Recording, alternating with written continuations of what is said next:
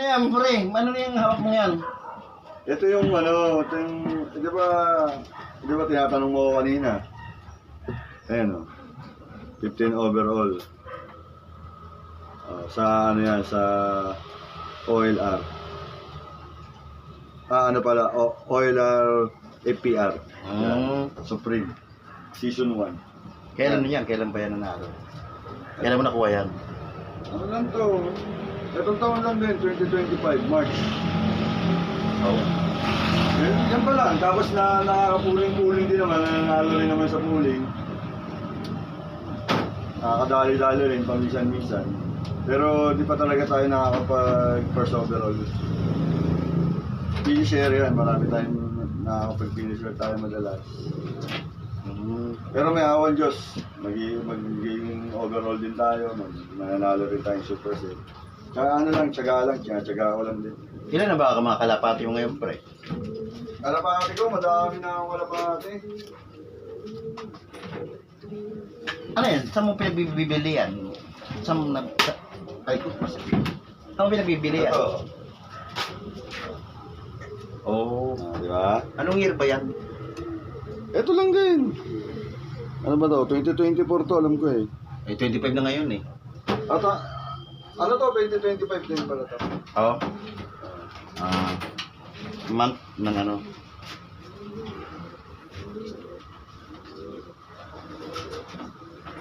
Anong kalapati ang napanalo dyan? Anong lahi? Ano yan? Lahi yan ng kalapati ni Tocayo, ni Arnold Fernandez. Ni Bani Velarde. Yung kay Arnold Fernandez, binigay niya sa akin yun. Tapos, yung kay Bani Velarde, binigay niya sa akin yun. Binenta niya sa akin, nagbenta siya. Medyo may kamahalan kasi yung mga kalapati nun, mga mamahali ng kalapati nun. Eh sabi ko sa kanya, ang pera ng ang laman ng wallet ko, ano lang, 3,000 lang. Sabi ko, hindi ano. Pero kusunada ko yung kalapati. Ang ginawa niya, sabi niya sa akin, punta ka rito. Ang nangyari, binigyan niya pa ako ng 2 kalapati, bali 3 kalapati. Bali lumalabas, 1,000 isa. Eh ano naman, tropa naman. Ayun, nagkataon na sila, match pairing sila. Lahat ng inaanak niya magagaling. Laging nagpipinisher. Paano mo malalaman na yung kalapati ay magcha-champion o magaling sa ano kung titingnan lang? Kung titingnan, hindi mo masasabi talaga kung titingnan lang eh. Pero yung iba meron silang basihan sa mga hipo, sa tindig, yung mga ganon. Pero kung tutusin talaga, hindi mo malalaman hanggat hindi mo ikakarera. Kasi kahit sabihin mo nandoon na yung mga hinahanap mong mga hinahanap mong linyada, nandoon na lahat yung sa pakpak, nakita mo, sa hipo ng katawan. Ano ba meron sa pakpak? Meron silang titingnan sa pakpak eh. Ako, hindi pa rin naman ako biyasa eh. Meron kasing, may titingnan sila sa pakpak na hindi rin nila kayang ipaliwanag na meron silang hinihipo, may hinahanap din silang hipo na. Pero ano ba tamang proseso na para mahirap ituro. Kumbaga matututunan mo lang siya sa experience. Sabi nga nila, kung yung mga nagcha-champion na ibon, ano siya, hihipuin mo kung ano yung mga nagcha-champion, kung ano yung hipo. Di ba sa training lang yun? Sa training para ma-champion kung kasama na rin. Kasi maraming factor para mag-champion eh. Sa sistema, sa training, tulad ng mga sa bloodline, sa swerte. Maraming factor para mag-champion. Kaya kailangan aaralin mo talaga eh. Sa yung palagi, ano pinaka magandang kalapati na pag-training ba o pag-breed ang umpisa? Parehas eh. Kasi doon ka muna mag-uumpisa sa breed eh. Yun, sa breed muna. Paano mo na nasabi naman na sa breed muna? Eh sabi nga nila eh, Ba't nila? hindi, yung mga veterans kasi ang nagsasabi. Veteran. Hindi naman ako ang nagsabi nun kasi hindi naman ako veterans eh. Hindi ako legend. May mga legend talaga na magagaling. Oh, sino yung nagsabi sa'yo nun? Na ano ba yun? Yung breeder ba o ano? Ano eh? Na mas para maano sa nagsisimula sa breeder ba yun o sa training ng simula ng kalapati? Sa breeding, nag-uumpisa. Sa paano paraan ng breeding? Ang ano yun, narinig ko yun kay Russell Balago Oh. na nag-uumpisa ang karera sa breeding pa lang. Sa breeding para karera. Doon na nag-uumpisa. Kaya ngayon, ginagawa ko, Hindi sa training. oo, syempre, alangan nang i-training mo yung itlog. Diba? Hindi kasi ako. Kailangan na i-training mo yung breeder. Siyempre, breeder muna bago ka mag-training. Doon mag-uumpisa talaga. Tama, di ba?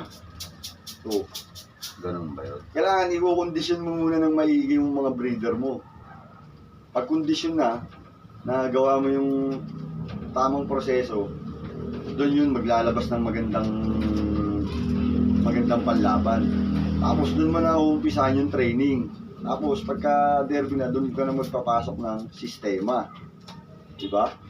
Pagka nagpasok ka na ng sistema, yun na. May chance ka ng mag-champion. Pero hindi pa yun. Hindi porkit nagawa mo yun, magcha-champion ka na. Huwag mong iisipin na magcha-champion ka. Kumbaga, nalalapit ka pa lang. Nalalapit ka pa lang sa pag-champion. Kumbaga, may laban-laban ka na. Kumpara sa iba na hindi gumagawa ng ganun. Kasi kung ganun din, edi sana marami na rin gumawa na nag-champion. Ay, siyempre, hindi siya Kasi maiwagang kalapati. Iba nga dyan, contender na pagdating ng last lap. Pagdating ng mga ilang nabutas sabay hindi wala na tapos hindi na nakaparte. Pero contender na yan. Maraming pangyayari na kaya pero gagawin mo. Tapos kailangan meron ka ring sa breeding, gagawin mo breeding. Siyempre, kailangan mong i-breed yung subok na mga linyada. Yung mga winning line. Doon ka mag-umpisa sa breeder ng mga winning line. Ganun. Yung magagandang ibon. Yun lang pala yun pala yung mga idea mo para sa pagpinakuha ng mga batikan o yung mga karanasan ng iba, no? So ngayon, tsaka kailangan din inaano ko rin yung mga nararanasan ko, yung mga experience ko. Baga binabago ko siya, alam ko kung ano yung pagkakamali, ganun. Na-analyze ko siya. Kaya ganun. Kaya hindi umuwi yung ibon na ganito. Baga yun, inaano ko rin siya, pinag-aaralan ko rin siya. Tsaka yung ibon, na-obserbahan ko kung okay siya. awesome. Pero, siyempre, hindi rin naman kahit naman gawin mo yun, hindi rin naman masasabi na magka-champion na eh.